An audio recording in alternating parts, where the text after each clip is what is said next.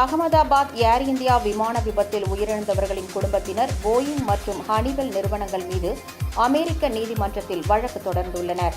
குஜராத் மாநிலம் அகமதாபாத்திலிருந்து லண்டனுக்கு கடந்த ஜூன் 12ஆம் தேதி வெளிநாட்டினர் உட்பட 230 பயணிகள் 12 ஊழியர்களுடன் புறப்பட்ட ஏர் இந்தியா விமானம் ஒரு நிமிஷத்திற்குள்ளாகவே அருகில் உள்ள மருத்துவக் கல்லூரி விடுதி கட்டிடத்தில் மோதி வெடித்து சிதறியது.